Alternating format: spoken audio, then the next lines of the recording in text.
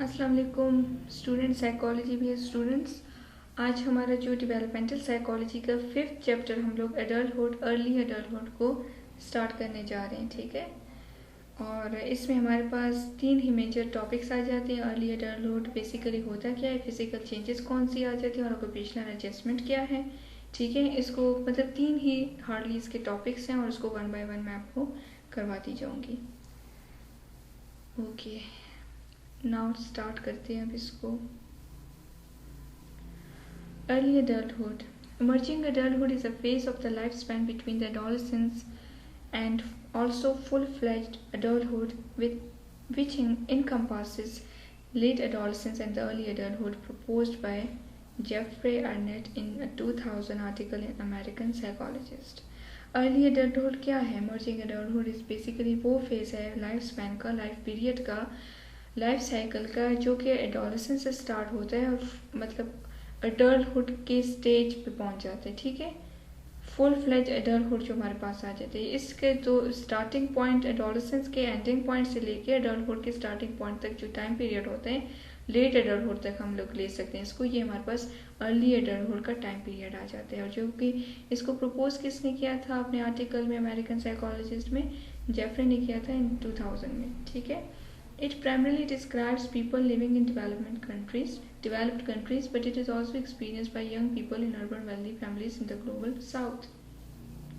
ये वो एक फेज़ होता है हमारे लाइफ स्पैन का या लाइफ साइकिल का, जो कि मतलब डेवलप्ड कंट्रीज़ में भी काफ़ी सारे लोग होते हैं इस फेज़ से गुजर रहे थे। सिर्फ हम ग्लोबली इस चीज़ को देखते हैं, ठीक है। साउथ वेस्ट और ईस्ट और इस चीज़ को हम नहीं देख सकते। ये एक ऐसा पीरियड होता है जो कि हर एक इंडिविजुअल की लाइफ में आता है, ठीक। सो जैसे ही मतलब इन्फेंसी से फिर चाइल्डहुड, नॉट चाइल्डहुड से फिर एडोलेसेंस से फिर अडल्टहुड, इसी तरह से जैसे जैसे वक्त गुजरता जाता है तो ये सारे फेजेस जो होते हैं वो इंसान की ज़िंदगी में आते हैं।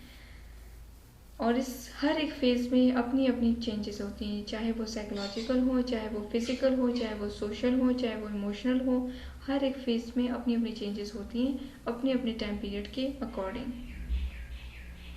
The term describes young adults who don't have children, ना तो उनके चिल्ड्रन होते हैं, don't live in their own home, ना उनका पर्सनल मतलब अपना कोई रिहाइश होती है, ठीक है, कि वहाँ पे वो लोग रहते हैं। और don't have sufficient income to become fully independent, और ना ही उनके पास इतनी इनकम होती है कि वो फुली इंडिपेंडेंट हो कि जो है अपनी लाइफ गुजार रहे हो। तो ये कौन सा टाइम पीरियड होगा? ये 20s का होता है।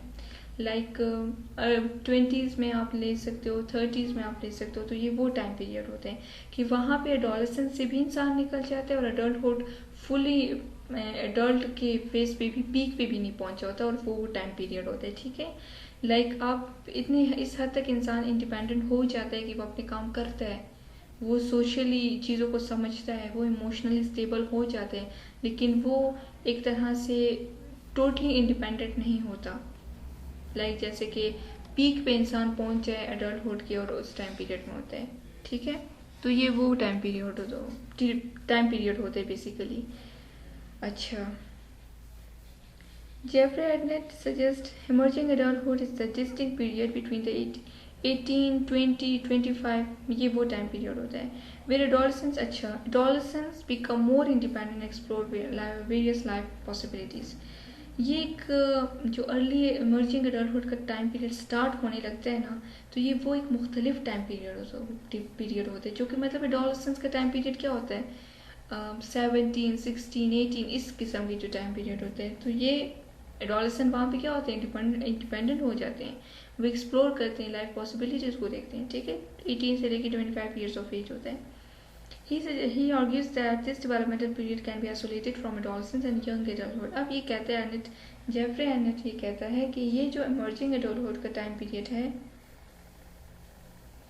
इसको इमर्जिंग एडल्टहुड के टाइम पीरियड को हम एडोलेसेंस से भी और यंग एडल्टहुड से भी अलग करते हैं, ठीक है। एक आइसोलेटेड पीरियड है हमारे पास।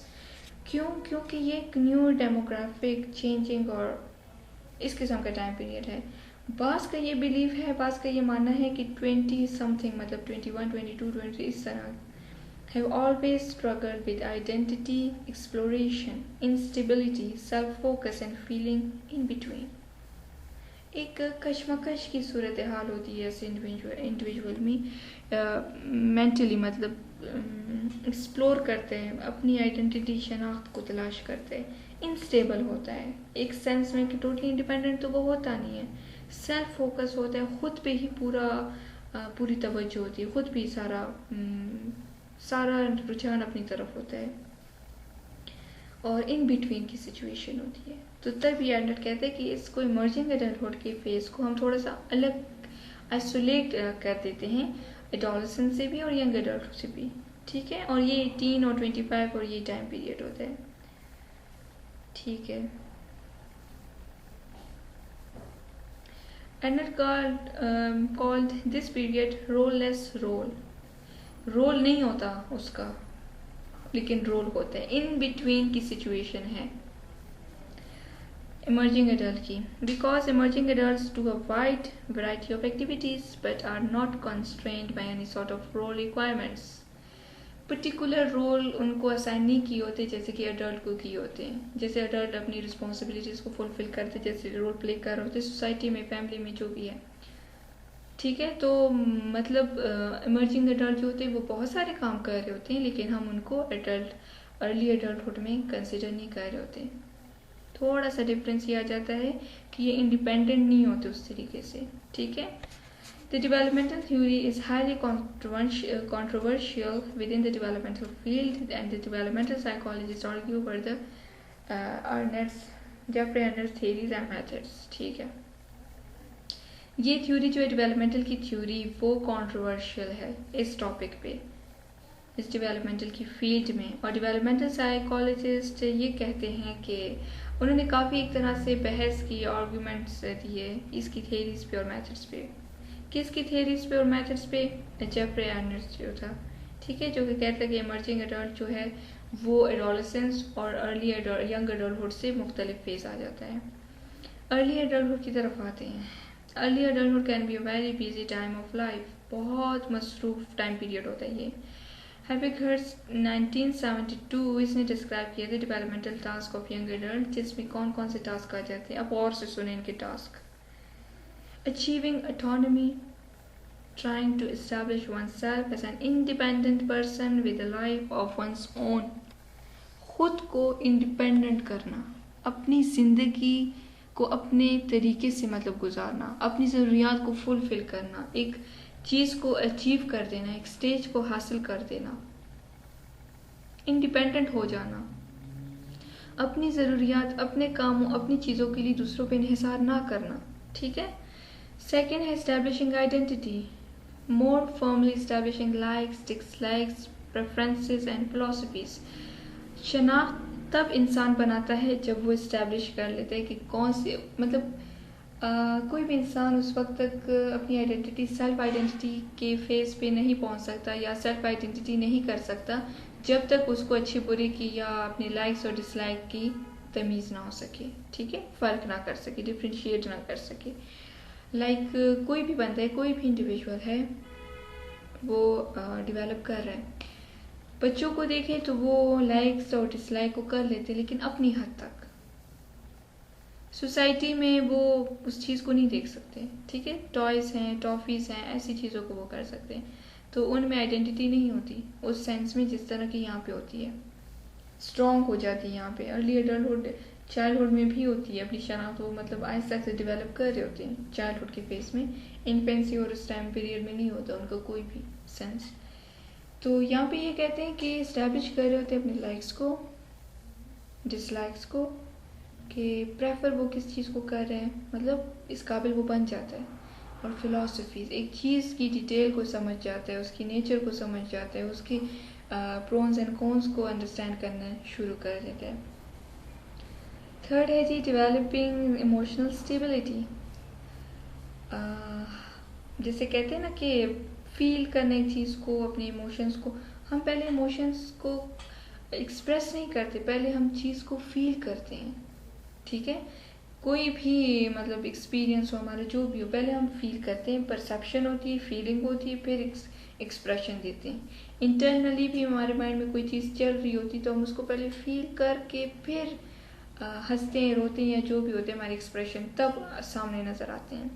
तो डेवलपिंग इमोशनल स्टेबिलिटी, इमोशनल इंसान जो होता है वो स्टेबल हो जाते हैं। स्टेबल इस सेंस में कि जो कि एक तरह से साइन ऑफ मेच्योरिटी होती है आउटपुट के तौर पे बाकी सोसाइटी के लोगों के लिए। ठीक, लाइक आपने सुना होगा कि कुछ लोग होते हैं वो बड़े भी हो जाते हैं, मतलब एज वाइज वो अच्छे खासे एज के हो जाते हैं, लेकिन वो इमोशनली स्ट्रांग नहीं होते। बात बात पे रोना और बात बात पे हम कहते हैं कि कमज़ोर दिल का मालिक है, नहीं, वो इमोशनली स्टेबल नहीं होते। आगे देखिए, वैसे बहुत सारी वजूहत होती है इमोशनली इंस्टेबिलिटी की, बट एक वजह ऐसी हो सकती है establishing a career, deciding on and pursuing a career, or at least an initial career direction and pursuing an education। बहुत सारी जॉब्स अपॉर्चुनिटीज़ उसके पास होती हैं, तो वो पहले डिसाइड करता है, लाइक करता है, प्रेफरेंसेस प्रेफर करते हैं किस चीज़ को पहले, मतलब कौन कौन सी चीज़ों में किस जॉब में उसके लिए फ़ायदा है, बेनिफिट है। एजुकेशन को देखते हैं, अगर स्टडी लाइफ की तरफ जाए तो एजुकेशन को देखते हैं, सब्जेक्ट को देखते हैं, डीप में अगर एक एक बात को देखो तो एक एक चीज़ को देखते हैं वो, कि कौन सी बात मेरे लिए फ़ायदेमंद है, कौन सी बात से मैं कितना हद तक फ़ायदा ले सकता हूँ। ठीक है, लाइक्स और डिसलाइक सारी चीज़ें यहाँ पे आ जाती हैं। आगे है जी finding intimacy, forming first close long term relationships, attachment. ठीक है, एक इंटीमेसी का जिसे कहते हैं ना, इंटीमेसी की एक तरह से फीलिंग आ जाती है ऐसे इस यंग एडल्टहुड में, और वो लॉन्ग टर्म रिलेशनशिप्स को बनाना शुरू कर देते हैं। Becoming part of a group और कम्युनिटी, एक मतलब रोल प्ले करना शुरू कर देते हैं, कम्युनिटी का हिस्सा खुद को बना देते हैं, एक ग्रुप का मेंबर बन जाते हैं। Involve in various groups with in a community, पहले तो एक कम्युनिटी है, मुख्तलिफ लोग हैं ग्रुप्स में, उसमें खुद को इन्वॉल्व कर देता है। दे मे बिगिन वोटिंग और volunteering to be part of civic organization, scouts, church groups etcetera. मतलब वो पहले किसी भी कम्युनिटी में शमूलियत इख्तियार करते थे, ग्रुप में हिस्सा, मतलब एक उनका एक मेंबर बन जाता है, और फिर जो है तो वोटिंग के लिए, ठीक है, आगे कदम बढ़ाता है, या हम कह सकते हैं कि किसी ऑर्गेनाइजेशन का हिस्सा बन जाता है। इस तरीके से मतलब एक अपना रोल प्ले करना शुरू कर देता है सोसाइटी में। और ठीक है, this is especially true for those who participate in organizations as parents। ठीक है, मतलब आप लोगों ने देखा होगा कि कुछ ऐसे होते हैं जो NGOs वगैरह हो गए, कुछ ऐसे ऑर्गेनाइजेशंस होती हैं, उसमें जो है लोग मतलब अपना अपना वो रोल प्ले कर रहे होते हैं। बाज़ लोग ऐसे होते हैं मतलब जो होते हैं ना कि जहाँ पे सिर्फ बच्चे होते हैं, तो वहाँ पे भी वो लुक आफ्टर उनकी करने के लिए एज अ पेरेंट, तो वो वॉलंटियरली एक काम कर रहे होते हैं। ठीक है, वॉलंटियर बन जाते हैं वहाँ पे। अगला है जी establishing a residence and learning how to manage a household, learning how to budget and keep a home maintained. एक रिहाइश इख्तियार कर लेना, घर बना लेना, और इस तरीके से मतलब वक्त गुजरने के साथ साथ जो है तो इस काबिल बन जाता है कि किस तरीके से पूरा घर चलाना है, पूरे घर की जिम्मेदारी, उसको मेंटेन करना, बजट कैसे रखना है, बजट पे कैसे मतलब कंट्रोल रखना है। ठीक है, मतलब बजट ऐसे ना हो कि एक तरफ चला जाए और आपकी इनकम और सारी रूटीन दूसरी तरफ चली जाए, तो सारा सब कुछ मेंटेन पोजीशन में रख के तो उसको फिर वैसे चलाना पड़ता है। बिकमिंग अ पेरेंट और having children, learning how to manage a household with children, making marital adjustments and learning to parent। मतलब एक पेरेंट बन जाते हैं एक तरह से। ठीक है, चिल्ड्रन हो तो फिर उनको किस तरीके से बच्चों की मौजूदगी में घर का पूरा सब कुछ देखना, चलाना। ठीक है, मैरिटल एडजस्टमेंट मतलब अपने मैरिज लाइफ को भी डिस्टर्ब ना करो, सारी चीज़ों को देखे और उस तरीके से फिर मैनेज करें। तो ये हमारे पास उनके रोल्स आ जाते हैं एक तरह से कि कौन कौन से चीज़ें या कौन कौन से रिस्पॉन्सिबिलिटीज़ उनकी होती हैं अर्ली एडल्टहुड में। नेक्स्ट टॉपिक हमारा इसी का आ जाते हैं। मैंने आपको बताया कि 2-3 ही टॉपिक्स हैं इस चैप्टर में। ठीक है, फिजिकल डेवलपमेंट है जी। फिजिकल डेवलपमेंट बाकी चैप्टर्स में भी हम लोगों ने देखा कि कौन कौन से फिजिकल चेंजेस आती हैं, यानी वक्त के साथ साथ आप माइंड में जैसे ही डेवलपमेंटल साइकोलॉजी को आप लोगों ने स्टार्ट किया, इन्फेंसी के टाइम पीरियड से आप सारी चीज़ों को माइंड में ऐड करते जाएं, ठीक है। कि फिजिकल चेंजेस इन्फेंसी के टाइम पीरियड में कौन सी आई, चाइल्डहुड में कौन सी है, एडोलेसेंस में, अब एडल्टहुड में, बाकी फिर आगे हम लोग पढ़ेंगे ओल्ड एज एजिंग तक हम लोग जाएंगे, तो वहाँ पे कौन कौन सी आती जाएंगी, ठीक। फिजिकल डेवलपमेंट क्या है, people in their 20s and 30s are consider young adult. वही बात कि जो 20s और 30s में होते हैं वो यंग एडल्ट होते हैं, मतलब पीक पे नहीं होते, ठीक है, यंग एडल्ट होते हैं। If you are in your early 20s, अगर आप अपने अर्ली 20s में हैं तो अब प्रॉबेबली आप पीक हैं। पीक पे हैं किसकी, your physiological development, your body has completed it's growth. लेकिन फिजिकली तो आप लोग की डेवलपमेंट हो जाती है, ठीक है, ग्रोथ हो जाती है, जितनी हाइट होनी पड़नी होती है, जो सब कुछ है वो तो हो जाता है, लेकिन आपका ब्रेन जो है वो स्टिल डेवलप कर रहा होता है। Physically you are in the prime of your life, physically तो आप पहुंच गए हो जहाँ तक आपने पहुंचना था। एज योर रिप्रोडक्टिव सिस्टम हुआ, मोटर एबिलिटी हुई, strength, lung capacity and operating eight their best, वो सारा सिस्टम सही है, पीक पे पहुंच गया, वो कहानी ख़त्म है। लेकिन जो बाकी आपका साइकोलॉजिकल प्रोसेस होता है, जो मतलब ब्रेन डेवलपमेंट है, वो हो रही होती है still. However these systems will start a slow gradual decline, so that by the time you reach your mid to the late 30s you will begin to notice signs of aging। 30s के बाद ये कहानी ख़त्म होनी शुरू हो जाती है, मतलब डिक्लाइन आना शुरू हो जाता है। कैसे कि वक्त गुजरता जाता है, जैसे जैसे आप बड़े होते जाते हो, आपकी एज ज़्यादा होती जाती है, तो इन सारी चीज़ों में स्लो डाउन ये प्रोसेस होता जाता है, ग्रेजुअल डिक्लाइन आ जाता है। यही वो साइंस होते हैं एजिंग के, जैसे कि इम्यून सिस्टम आपका स्लो डाउन हो जाते हैं, डिक्लाइन हो जाते हैं। रिस्पॉन्स, मतलब आप जवाब, अगर आपसे कोई बात करे तो आप थोड़ा सा जहन पे जोर देते हो, बात को रिकॉल करने की कोशिश करते हो, ठीक है, उसमें थोड़ा सा टाइम लग जाता है। अगर आप कोई काम कर रहे हो, बहुत सारे एग्जांपल्स हैं क्लास, अगर आप कोई काम कर रहे होते हो फिजिकल, जहाँ पे आपकी एनर्जी लग जाती है, तो वो पहले टाइम का जो आपकी एज होती है उससे ज़्यादा लगती है, आप थकावट जल्दी महसूस करते हो बनिस्बत पहले, ठीक है। But remember that both nature, ठीक है, नेचर नर्चर की कहानी हम लोगों ने बहुत ज़्यादा पढ़ी है। Nature and nurture continue to influence the development process. वक्त गुजरता जाता है तो दोनों का इन्फ्लुएंस आता जाएगा, ये नहीं है कि इनका रोल जो है ख़त्म हो गया या इनका इन्फ्लुएंस अब नहीं होगा उन पे। Getting out of shape is not an inevitable part of aging. It is probably due to the fact that you have become less physically active and have experienced greater stress. So keep in mind, as we continue to discuss the lifespan, that some of the changes we associate with aging can be prevented or turned around if we adopt a healthier lifestyle. बहुत आसान बात है class, कि जो वक्त के साथ changing आ गई, एज जैसे जैसे बढ़ती जाती है, चेंजेस आती रहती हैं।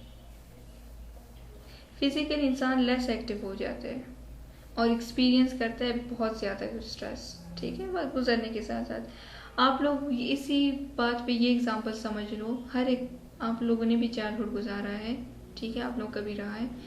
अर्ली लाइफ एक्सपीरियंसेस में हमारे इतने स्ट्रेस नहीं होते, मतलब हर एक इंसान की अपनी लाइफ होती है, होता है मतलब कोई ट्रॉमा हो या कुछ, वो अलग कहानी, साइकोलॉजिकल को मैं यहाँ पे ऐड नहीं कर रही, बट आपको जनरली बता रही हूँ कि हर एक, जो हम कहते हैं ना कि बचपन का टाइम अच्छा था, वो हम क्यों कहते हैं, उस टाइम पे हमें इतनी आगाही या इतनी मतलब मेहनत नहीं होती कि हम स्ट्रेस को लें, हमें हमारे माइंड में ये होता है ना कि स्ट्रेस क्या चीज़ है, किस बला का नाम है।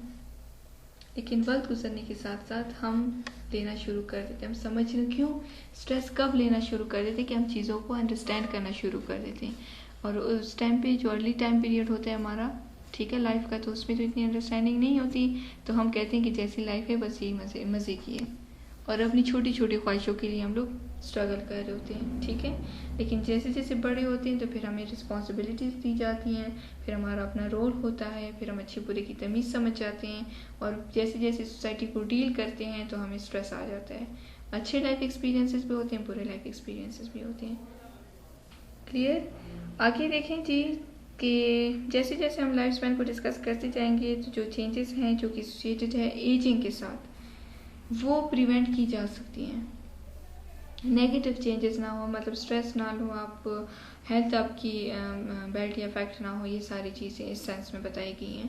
क्यों? क्योंकि इन सारी चीज़ों को प्रिवेंट हम कैसे कर सकते हैं। वक्त तो गुजरता है, ये तो नहीं कि इंसान ने ओल्ड एज में नहीं जाना, बट हेल्थियर लाइफ स्टाइल्स को अपना के इन चीज़ों से हम काफ़ी हद तक खुद को बचा सकते हैं।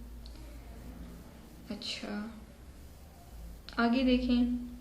In fact, research shows that habits we establish in our 20s are related to certain health conditions in middle age, particularly the risk of heart disease. Researches इस पॉइंट पे हुए होंगे साइकोलॉजिकल डेवलपमेंट पे, डिक्लाइन पे, ageing पे, adolescent young adult में कितनी कितनी चेंजेस आए, कैसी हुई क्या नहीं हुआ 20s में। तो यहाँ पे जो रिसर्चेस हुई उनके अकॉर्डिंगली जो हमारे 20s की मतलब ये हैबिट्स जो होती हैं वो हमारी इस्टेब्लिश हो जाती हैं 20s, मतलब इस टाइम पीरियड में। ये चीज़ें तब्दीलियाँ भी आ रही होती हैं, अच्छी भी होती हैं, बुरी भी होती हैं, लेकिन ये रिलेट करती है हमारी सर्टेन हेल्थ कंडीशंस के साथ, मतलब मिडिल एज में जब हम लोग पहुँच जाते हैं। पर्टिकुलरली हमारे पास कौन सी चीज़ आ जाती है हेल्थ में? Heart disease. ठीक है।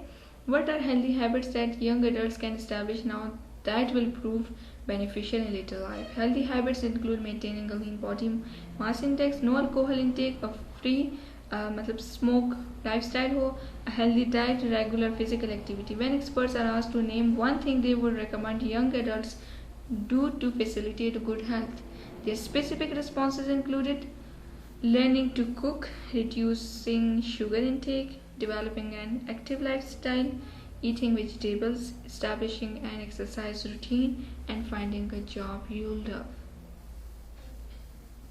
ऊपर हम लोगों ने क्या बात की क्लास? ऊपर हम लोगों ने ये देखा कि कौन से हेल्थियर लाइफस्टाइल को अपनाया जा सकता है कि एजिंग के प्रोसेस तक पहुंचने, मतलब एजिंग को फेस करने के लिए भी हमें कोई मतलब हेल्थ वाइज इश्यूज ना हो, सोशली मसाइल ना हो, क्योंकि हेल्दी हम लोग रहेंगे तो सोशल उसको फेस कर सकेंगे ना। एक बीमार इंसान तो अपनी सोसाइटी को फेस ही नहीं कर सकता।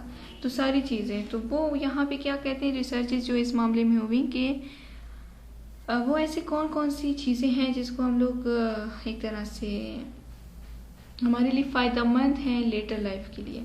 तो वो आ जाती हैं जी कि आपका वेट बैलेंस हो, ठीक है, मतलब ज़्यादा वेट खुद को आपका जो आइडियल वेट हो, मतलब एज वाइज वो उसी के अकॉर्डिंग हो, मतलब कम भी ना हो ज़्यादा भी ना हो, आइडियल हो।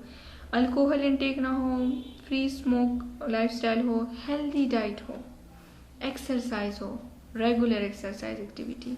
इसके अलावा जो है तो स्ट्रेस ना हो।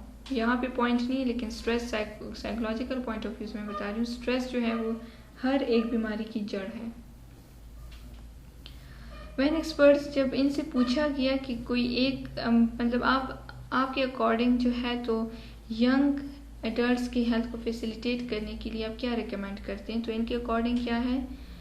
लर्निंग टू कुक, ठीक है, सिंपल, रिड्यूस कर दें जी शुगर इंटेक को, डेवलप कर लें एक्टिव लाइफ स्टाइल को, वेजिटेबल्स खाना शुरू कर दें, एस्टैब्लिशिंग एक्सरसाइज एक रूटीन में, ये नहीं कि एक दिन काफ़ी सारी एक्सरसाइज कर दी अगले दिन भूल ही गए। फाइंडिंग अ जॉब, क्योंकि जॉब आपकी नेचर, आपकी हैबिट, या आप कह सकते हैं आपकी रोल एंड रिस्पॉन्सिबिलिटीज़, और आप जिस तरीके से काम करना चाहते हो, जो आपका इंटरेस्ट होता है, जिस चीज़ के लिए आप मोटिवेटेड हो, उसके अकॉर्डिंग हो।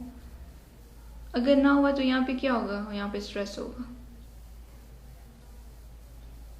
ओके, बीइंग ओवरवेट, वज़न ज़्यादा होना जो है वो रियल एक कंसर्न है अर्ली एडल्टहुड में। अमेरिका में ऐसे बहुत सारे लोग होते हैं जो कि इस टाइम पीरियड में मोटे होते हैं, ठीक है, उनका वेट ज़्यादा होता है। मेडिकल रिसर्च के अकॉर्डिंग जो अमेरिकन मैन और वुमेन जो हैं moderate weight gain from early to middle adulthood, उनका वज़न जो है मॉडरेट लेवल पे आ जाता है, गेन कर लेते हैं मॉडरेट लेवल का weight, have significantly increased risk of major chronic disease and mortality. यहाँ पे जो है तो क्रॉनिक डिजीज स्टार्ट हो जाते हैं और वक्त के साथ साथ जो है ये मौत की तरफ चले जाते हैं। Given the fact that American man and women tend to gain about 1 to 2 pounds per year from early to middle adulthood, और एक फैक्ट है कि अमेरिकन मैन और वुमेन जो हैं वो about 1 to 2 pound per year weight gain करते हैं अर्ली टू मिडल अडल्टहुड के टाइम पीरियड में. Developing healthy nutrition and exercise habits across adulthood is important. Nichols in 2017 इन्होंने ये बात कही है. अच्छी खुराक और न्यूट्रिशन और डाइट पे कंट्रोल हो. सिंपल, ठीक है. हेल्दी एक्सरसाइजेज और हेल्दी वेज को अपनाया जाए, अनहेल्दी वेज से खुद को बचाया जाए और स्ट्रेस से खुद को बचाया जाए. तो एक बैलेंस लाइफ होती है फिजिकली भी और साइकोलॉजिकली भी. अर्ली एडल्टहुड में क्या है फिजिकल डेवलपमेंट में? Physical development can grow and growth are mostly complete. यहाँ पे जो फिजिकल डेवलपमेंट होती है या सिंपली आप कहते हैं ग्रोथ, ठीक है. ग्रो करना एक स्टॉप हो जाते हैं, वो पीरियड आपका कंप्लीट हो जाता है किसी भी इंसान का इस टाइम में, लेकिन स्टिल आपका ब्रेन डेवलप कर रहा होता है.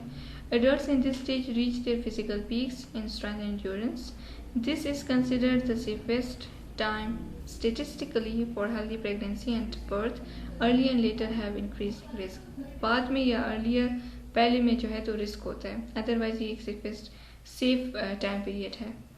Lifestyle disease usually has not had a chance to set in at this point, or dangers related to high risk behavior drop off significantly after early 20s. तो ये आगे हमारे पास अर्ली एडल्टहुड जो physical development है, simple is that class के वो peak पे पहुंच जाते हैं, मतलब वो कंप्लीट हो जाते हैं, उसमें कोई गुंजाइश नहीं रहती ऑलमोस्ट, ठीक है. लेकिन स्टिल हमारा ब्रेन जो है वो डेवलप कर रहा होता है. नेक्स्ट टॉपिक पे आते हैं, ये इसी के चैप्टर को कंटिन्यू किया हुआ है. ऑक्यूपेशनल एडजस्टमेंट क्या है? ऑक्यूपेशनल क्या है? जॉब, वर्क प्लेस जो भी है उसमें अब एडजस्टमेंट ये क्या होती है, कैसे करते हैं, कैसे नहीं होता. Occupational adjustment is a person's adaptation to their work, अपने काम के according. This can be to the physical requirements, for example, becoming fitter as a built-in worker, psychological adjustment to the pace of work, and social challenges of the workplace. Physical requirements इंसान की यहाँ पे काम आती हैं, उससे demand करती हैं वर्क प्लेस, ठीक है. और वहाँ पे वो पुट करता है, इस तरीके से इनपुट और आउटपुट का प्रोसेस होता है. ये होती है एक तरह से ऑक्यूपेशनल एडजस्टमेंट आ जाती है, मतलब सोशल चैलेंजेस को, वर्क प्लेस के सोशल चैलेंजेस को, उसकी डिमांड्स को, अपनी नीड्स को कंसिडर करते हुए और उसकी डिमांड्स को देखते हुए तो उस तरीके से अपना रोल प्ले करना, right. It can also be conceptualised as a complex bio psychosocial process of change. ये एक तरीके से हमारे पास ये कॉन्सेप्ट इसके बारे में क्या है कि ये कॉम्प्लेक्स प्रोसेस आ जाते हैं किस चीज़ का, बायो का, साइको सोशल का. बायो के इस तरीके से कि आपके मतलब बायोलॉजिकली भी आप इन्वॉल्व हो रहे हो, ठीक है, आपकी ओवरऑल हेल्थ भी इन्वॉल्व हो रही है. साइको इस सेंस में कि आपकी साइकी इन्वॉल्व हो रही है. सोशल इस सेंस में कि आप डील कर रहे हो वर्क प्लेस पे. तो ये तीनों का कॉम्बिनेशन का एक प्रोसेस आ जाता है of change, right. Think for example of the way of shift work and affect many aspects of people's life. For example एक जॉब से दूसरी जॉब को स्विच कर देना बहुत सारे लोगों के लिए एक स्ट्रेस या एंजाइटी टू सम एक्सटेंट. बहुत सारे लोग जो है ना एंजाइटी में चले जाते हैं, डिप्रेशन हो जाता है, या तो उस जॉब से वो सेटिस्फाइड नहीं होते या उनका वहाँ पे इंटरेस्ट नहीं होता, लेकिन मजबूरी के तौर पे वहाँ से दूसरी तरफ चले जाते हैं. तो उस जॉब को शिफ्ट कर देना भी आपके इंपॉर्टेंट लाइफ एस्पेक्ट्स को इन्फ्लुएंस करते हैं बैडली. पॉजिटिव भी हो सकता है बट नेगेटिव भी.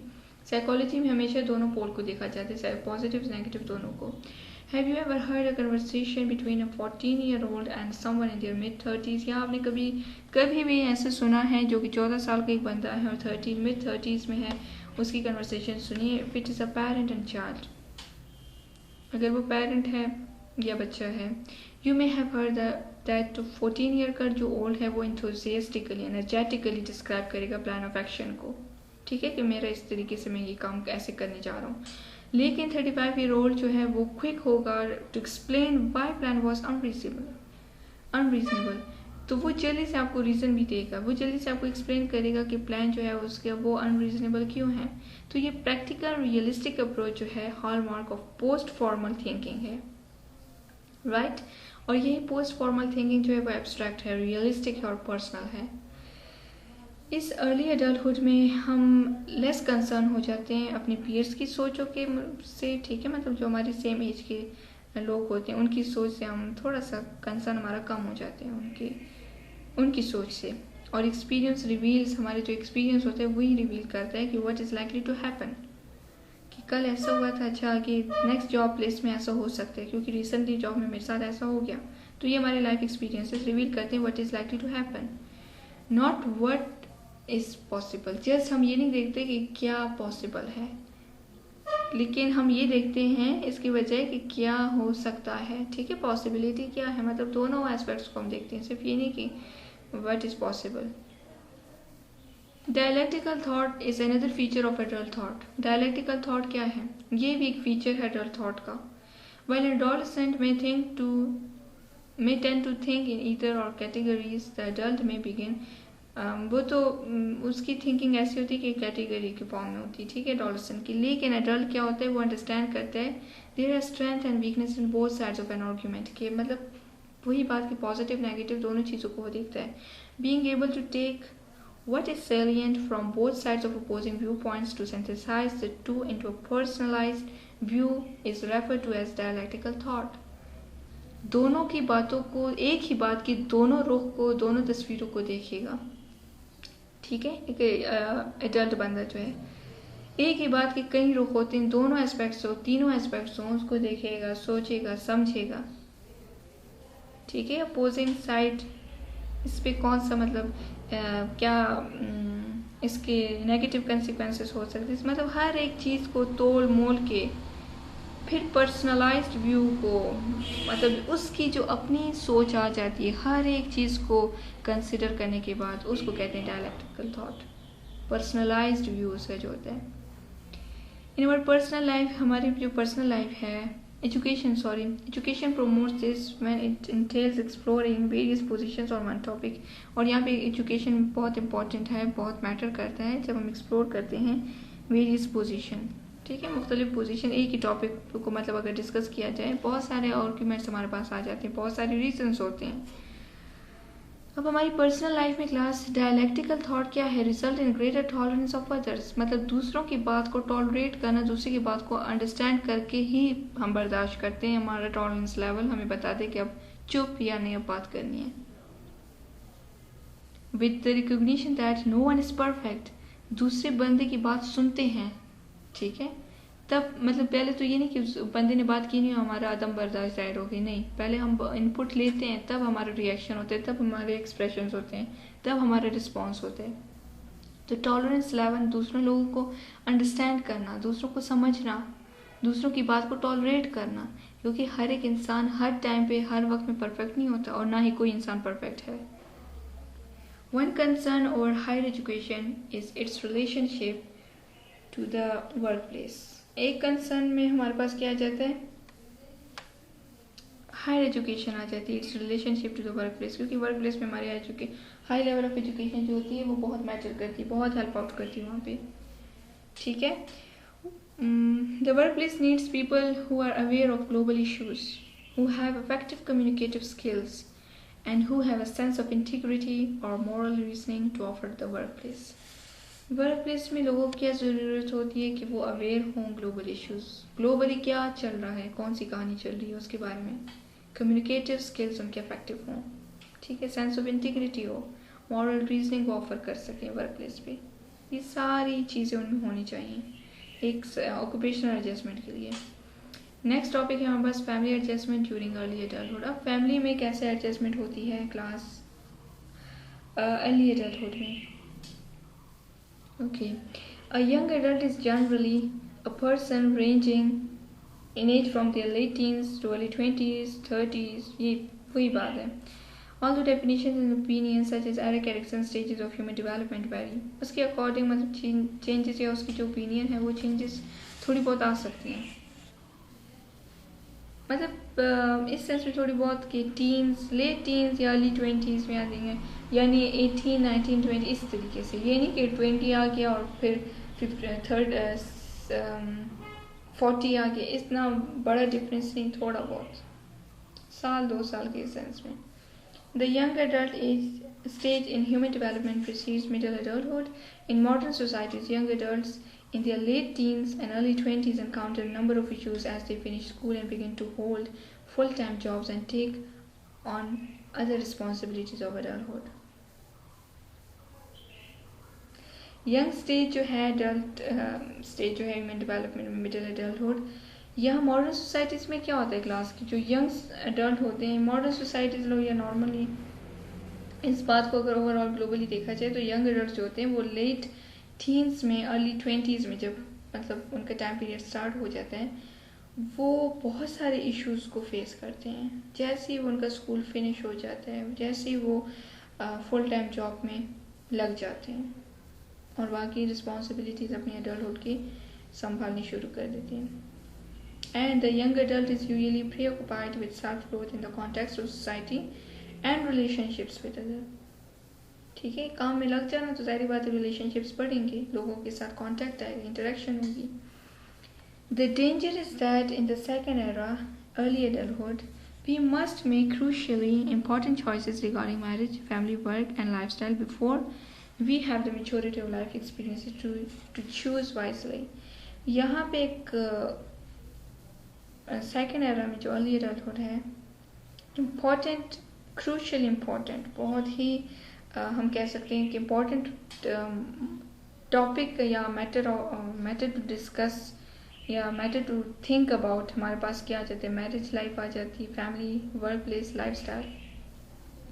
ठीक है, बिफोर द मेच्योरिटी से पहले ये सारी चीज़ें हैं। ये बहुत ही कॉम्प्लिकेटेड सिचुएशन होती है अर्ली एडल्टहुड के लिए, और इसमें हम वाइजली सिलेक्शन करते हैं। ठीक है, इस फेज में हम लोग वाइजली सिलेक्शन करते हैं। While young adulthood is filled with search for intimate relationships, intimate close relationships के लिए स्ट्रगल कर रहे होते हैं, एक तरह से सर्च करते हैं और फिर उनके साथ इंटीमेट रिलेशनशिप्स बनाते हैं अपनी सोसाइटी में लोगों के साथ, और बाकी जो मेजर कमिटमेंट्स हैं, जो कि कैरियर हुआ, लाइफ गोल्स हुए। There is also a parallel pursuit for the formulation of a set of moral values. Moral values को परसू करने के लिए, ठीक है, उनको फॉर्मुलेट करते हैं, सोसाइटी को देख के चलते हैं, उनकी रूल्स को ओबे करते हैं, रूल्स एंड रेगुलेशंस को, नॉर्म्स को वायलेट नहीं करते, सारी चीज़ों को देखते हैं। तो ये सारी रिस्पॉन्सिबिलिटीज़ एक तरह से इन पे आ जाती हैं और ये इनके लिए थोड़ा सा क्रूशियल टाइम पीरियड होता है। Erikson has argued that it is only now that what he calls the ideological mind of adolescence gives way to that ethical sense which is the mark of the adult. Reaching adulthood in the modern society is not always a linear or clean transition. As generations continue to adapt, new markers of adulthood are created that add different social expectations of what it means to be an adult. Erikson ने ये कहा है कि जो ethical sense है हमारे पास as an adult, वो क्या है, वो हमारे पास एक एडल्ट है। ठीक है, एथिकल सेंस हमारे पास क्या है, मतलब एथिक्स को देख के चलता है, तो वो क्या है, एडल्ट है। अब मॉडर्न सोसाइटी में एक एडल्टहुड की स्टेज पे बंदा पहुंच जाता है तो वो एक क्लीन, हम ये नहीं कह सकते कि हमेशा ऐसा जब होते तो वो एक क्लियर या क्लीन ट्रांजिशन का पीरियड होता है। नो, क्योंकि वक्त जैसे जैसे गुजरता है, इस पीरियड में इंसान दाखिल होता है, तो मैंने पहले आपको बताया, ऊपर हम लोगों ने डिस्कस किया ना कि बहुत सारी चेंजेस आती हैं, बहुत सारे एक्सपेक्टेशन लोग बांध लेते हैं, बहुत सारे ऐसे लोग जो होते हैं वो स्ट्रगल कर रहे होते हैं, रिलेशनशिप्स बनाते हैं, इंटीमेट रिलेशनशिप्स बनाने शुरू कर देते हैं, इनके लिए बहुत ज़्यादा रिस्पॉन्सिबिलिटीज़ बढ़ जाती है, क्रूशल टाइम पीरियड होता है। As generations continue to adapt, new markers of adulthood are created that add different social expectations. मुख्तलिफ social expectations start ले लेती हैं, उनका एक तरह से कहानी इनकी शुरू हो जाती है, और यही एक हमारे पास जो एक इंसान की शक्ल में एक इंडिविजुअल आ जाते हैं, वो क्या है, वो एडल्ट है, जो सारा सब कुछ फेस कर रहा होता है। Age 30 transition.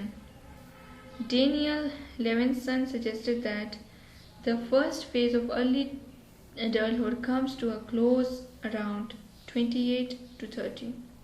ये हमारे पास early adulthood है, ठीक है। डेनियल के अकॉर्डिंग जो अर्ली हमारे पास क्लोज अराउंड टाइम पीरियड आ जाते हैं 28 to 30, ये हमारे पास अर्ली adulthood है, which when at about 28 the provisional character of the 20s is ending and life is becoming more serious. और ज़िंदगी जो है बहुत सीरियस हो जाती है ऐसे लोगों के लिए. The age 30 crisis, 28 and 32, stressing that it is not uncommon at the approach to the 30s to tear up the life structure one put together to support the original dream of the 20s. इंसान अपनी ख्वाहिशात को, dreams को support करने में लग जाता है and to start anew to create the basis of the next life structure. ठीक है, आगे तब बढ़ेगा कि पहले बेस प्रोवाइड कर ले, स्ट्रक्चर प्रोवाइड कर ले, एक माइंड बना दे के अब ये सारी रिस्पॉन्सिबिलिटीज मेरी हैं, उस तरीके से मेरी ज़िंदगी गुजारनी है.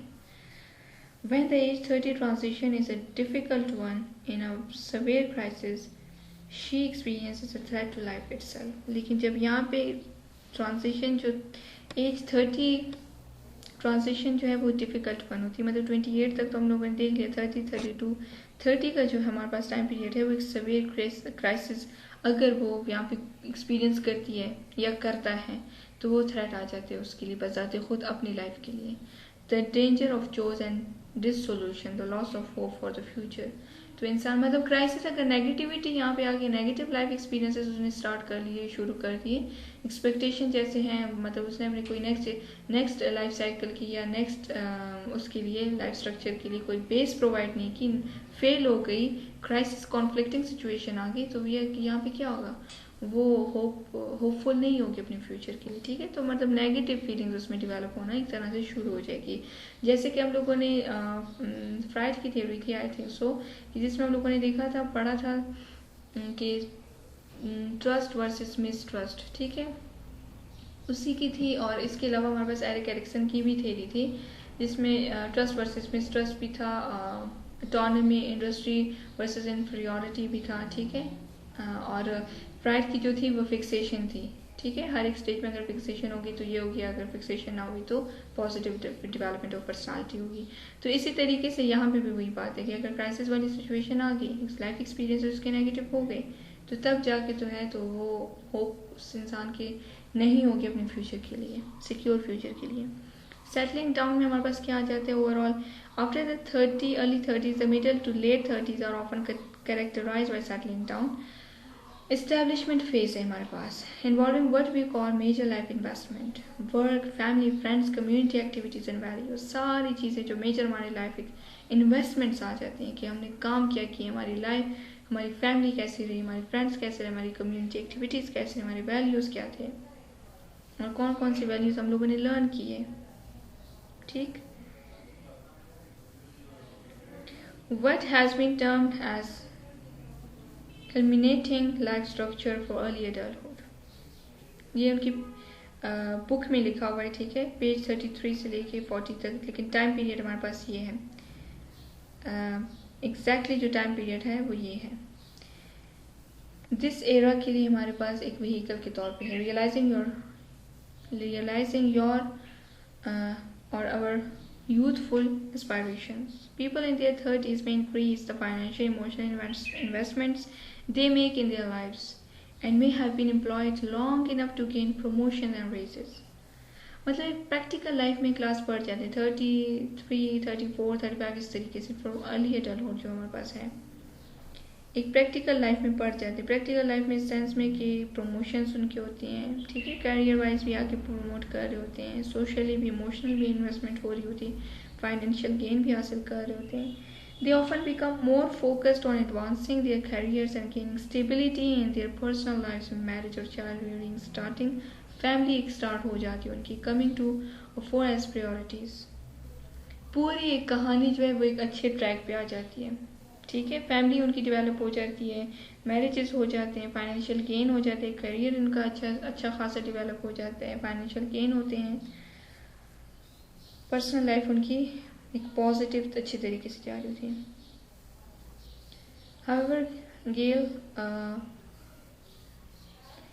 However, signposts the same 20s-30s division rather differently, arguing that nowadays the 20s have stretched out into a long provisional adulthood, and that in fact the transition to the turbulent 30s marks the initiation to first adulthood.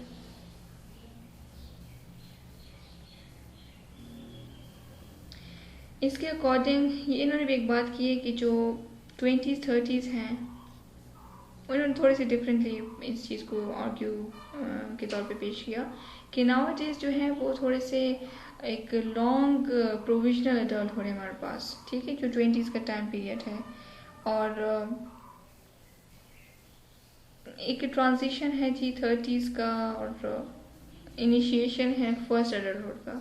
मतलब 20 से आप आगे चले जाओ, 30s में start हो जाता है, 20s आगे लॉन्ग प्रोविजनल एडल्टहुड में चला जाता है, और वो वहाँ से फिर टाइम पीरियड स्टार्ट हो जाता है फर्स्ट एडल्टहुड का। इस सेंस में जो 30s मार्क्स द इनिशिएशन, मतलब स्टार्ट हो जाते हैं फर्स्ट एडल्टहुड का। सो ओवरऑल इस टाइम पीरियड में आप लोग कंफ्यूज ना हो, 20s और 30s यही टाइम पीरियड होता है एडल्टहुड का ओवरऑल, ठीक है। हर एक ने अपने पर्सपेक्टिव से इस चीज़ को डिफाइन किया हुआ है या इस पे आर्ग्यूमेंट्स दिए हुए हैं। Social scientist have United changes in demographic behaviour under the life course approach, that is, the experience of an individual within a family at any given point in time is a part of process। मतलब हर एक इंसान का अपनी family में जो role होता है वो एक प्रोसेस है ओवरऑल टाइम पीरियड में, जो अपना रोल प्ले कर होता है, पार्ट प्ले कर होता है, rather than simply the outcome of the family status. ये बजाय इसके कि वो एक आउटकम के तौर पे हम लोग उसको देखें फैमिली का स्टेटस, नहीं, बल्कि एक इंसान अपनी at a given time period जो है तो वो अपना रोल प्ले कर रहा होता है, ठीक है, लाइफ एक्सपीरियंसेस गेन कर रहा होता है individual with in a family. Several dimensions of the life course approach guide our discussion of contemporary family life in adulthood. और जो बाकी डायमेंशंस आ जाते हैं वही गाइड करते हैं हमारी इस टॉपिक को, कंटेम्प्रेरी फैमिली लाइफ जो एडल्टहुड में होती है। और हर एक डायमेंशन में एसेंशियली कॉन्टेक्स्ट है हमारे पास, जो कि जिसमें इंडिविजुअल और फैमिली एग्जिस्ट करती है, दोनों हैं, फैमिली भी है इंडिविजुअल भी है। फर्स्ट डायमेंशन क्या है? Recognition that family experiences reverberate across the life course. First dimension क्या है कि जो रिकॉग्निशन, इस बात को रिकॉग्नाइज करना फैमिली लाइफ एक्सपीरियंसेस को ओवर द लाइफ कोर्स, रिवर्बरेट, ठीक है, एक चीज़ को अपने माइंड में लेके चलना। फॉर एग्जांपल, यानी अडल्ट जो होते हैं वो कभी भी अपनी फैमिली को नहीं छोड़ सकते। यहाँ पे ओरिजिन, उनकी जो ओरिएंटेशन होती है वही होती है, फॉर्मेटिव फैमिली इन्फ्लुएंसेस होते हैं, कंटिन्यू करते हैं, जो कि affect through out the adulthood, क्योंकि बेस वही होती है वहाँ पे, तो उनको तो वो नहीं छोड़ सकते। और इसी बात को ये रिकोगनाइज करते हैं, फैमिली मतलब ओरिजिन होती है उनकी। Parental divorce हुआ, for example, often weakens ties to non-custodial fathers whose children, even in adulthood, face less obligation for their father's welfare than two children from intact marriages। एक तरह से क्लास नेगेटिव इन्फ्लुएंस, बहुत बुरा influence आ जाते हैं बच्चों पे, मतलब जो चाहे वो एडल्ट भी हो जाए, मतलब अगर पेरेंट में सेपरेशन, डाइवोर्स, इस किस्म की कहानियाँ हुई हैं तो वो एक साइकोलॉजिकल पॉइंट ऑफ व्यू से बहुत नेगेटिव इम्पैक्ट आते हैं उनकी पर्सनालिटी डेवलपमेंट में।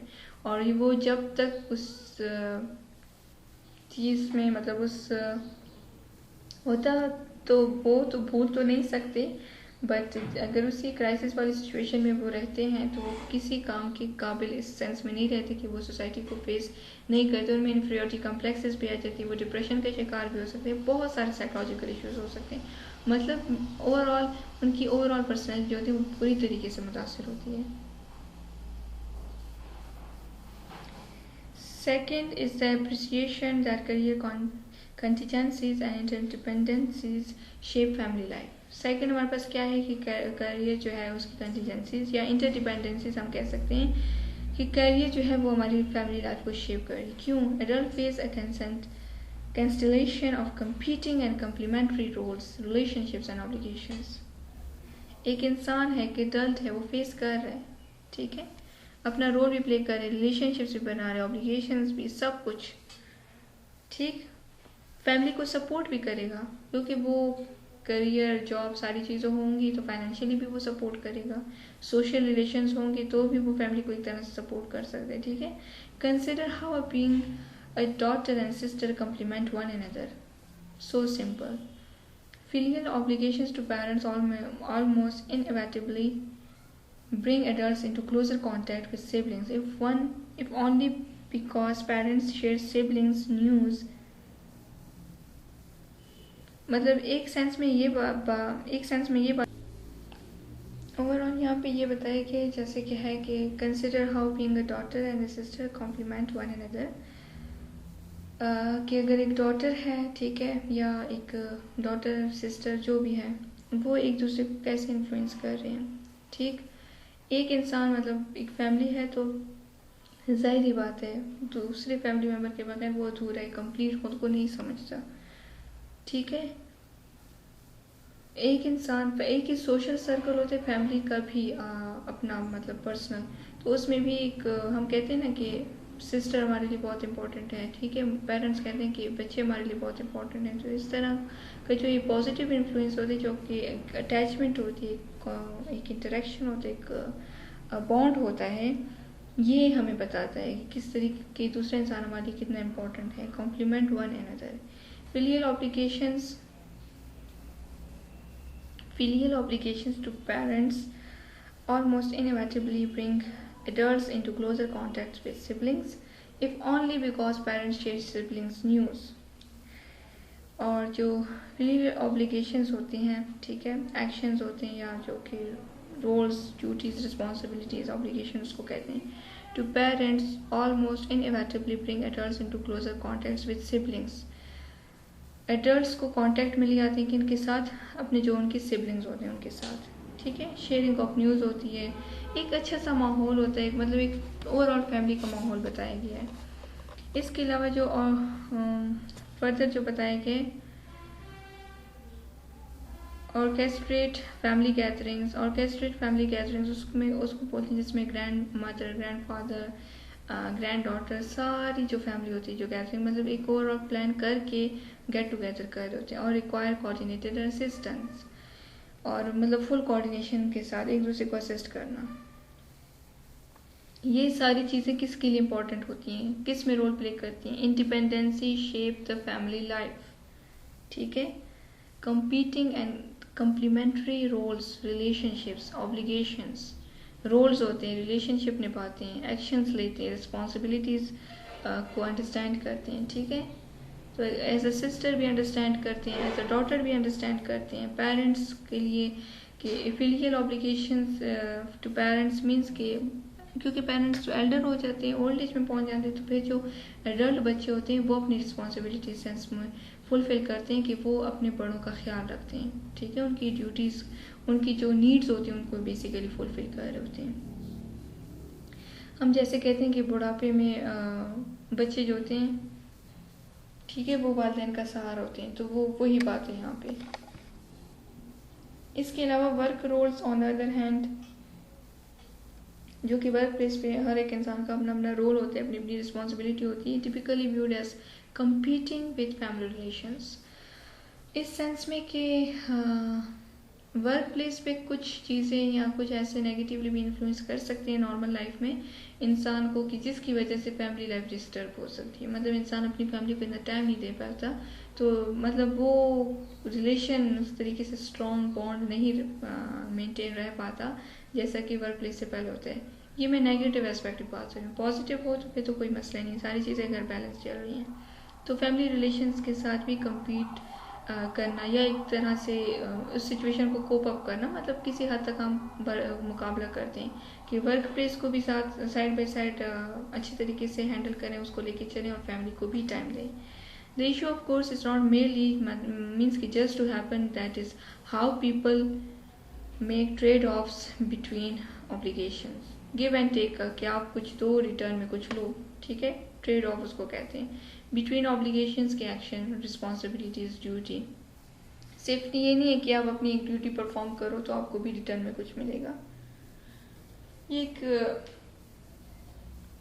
मेन इशू हमारे पास एक सेंस में आ जाता है, क्योंकि हम अगर फैमिली में हैं, हम अगर सोशल सेटअप में हैं, हम अगर वर्क प्लेस में हैं, तो ज़रूरी नहीं है कि हम जो काम करें तो उसका इक्वल हमारे पास आउटपुट हमें मिलेगा। नहीं, वैसा नहीं होता हमेशा। और package their family roles for more efficient execution, family को सपोर्ट करना। ठीक है, The situation of intimates also impinges when one spouse is sick or disabled, one's own social world में कॉन्ट्रैक्ट. सो सिंपल क्लास कि अगर एक family member जो है, इवन कि अगर फैमिली मेम्बर होगा, स्पाउस हो, जो भी वो डिसेबल हो, बीमार हो, तो वो सोशल वर्ल्ड एक इंसान की पूरी कॉन्ट्रैक्ट हो जाती है. सो ओवरऑल अपनी फैमिली को सपोर्ट करना.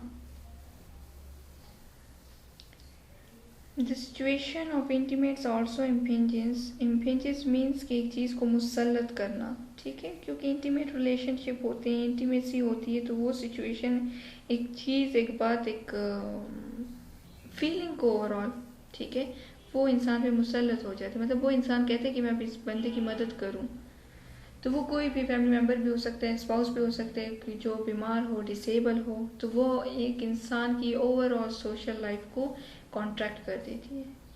ये एक तरह से क्लास समर एंड सबा हमें सोशल रोल्स भी समझाए गए हैं, हमें रिस्पॉन्सिबिलिटीज़ भी बताई गई. सिर्फ सोसाइटी के लिए काम नहीं करना, अपनी फैमिली के लिए भी इक्वली काम करना है.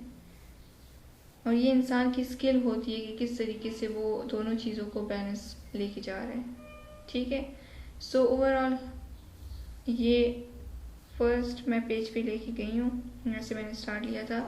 अर्ली एडल्टहुड का जो हम लोगों ने चैप्टर स्टार्ट किया था, जिसमें मैंने आप लोगों को बता दिया कि ये ओवरऑल एक चैप्टर में हमारे पास 3 मेन टॉपिक्स आ जाते हैं. ठीक है, फिजिकल डेवलपमेंट है, प्रोफेशनल डेवलपमेंट है, और उसके बाद एक लास्ट टॉपिक था. तो ये तीनों की तीनों आज हमारे कवर हो गए. ओवरऑल अर्ली एडल्टहुड का डेवलपमेंटल साइकोलॉजी का एक चैप्टर नंबर 5 है, ये कवर हो गया. ठीक है, आज ही इंशाल्लाह नेक्स्ट चैप्टर का लेक्चर भी मैं डिलीवर करने जा रही हूँ. फिर हमारे पास जस्ट रिमेनिंग 3 चैप्टर्स रह जाएंगे डेवलपमेंटल के. ठीक है, अब काइंडली मैं हर एक लेक्चर के एंड पे ये कहती हूँ, और मैं आज भी कह रही हूँ, बिकॉज टीचर्स भी जो हैं वो ह्यूमन बींग्स होते हैं, तो एक एक पॉइंट को सुन के, तो फिर वैसे आप लोग जहाँ से मैं हमेशा बताती हूँ, हर एक लेक्चर के एंड में मैंने बताया, मुझे नहीं याद पड़ता कि कोई भी लेक्चर ऐसा हो कि वहाँ पे ये बात मैंने ना कही हो, कि पेज और पेन लें, नोट्स अपने लिए फ़ोटोकॉपी करवाएं काइंडली, पेज और पेन लें, नोट्स सामने रखें, लेक्चर को सुने, जहाँ से समझना है उसको अंडरलाइन कर लें.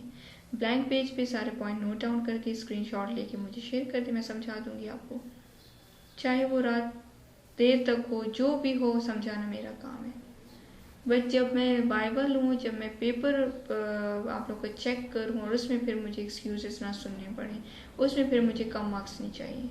ठीक है ना, तो इसलिए मैं डिटेल में, हार्डली होता है 45 मिनट्स का लेक्चर, लेकिन मैं 1 आवर का दे रही हूँ आप लोगों को. इक्वली एक एक चीज़ को मैं डिफाइन करती जा रही हूँ. साइकोलॉजी में भी थोड़ा सा डिटेल में लेके और टॉपिक वाइज भी मैं आपको बताती जा रही हूँ, ताकि आप लोग कल को ये ना कहो कि मेरे सामने इस बात की कन्फ्यूजन रह चुकी थी. ओके, अभी आप लोग के पास टाइम है अच्छा खासा. ओके, थैंक यू, अल्लाह हाफिज़, बेस्ट ऑफ लक.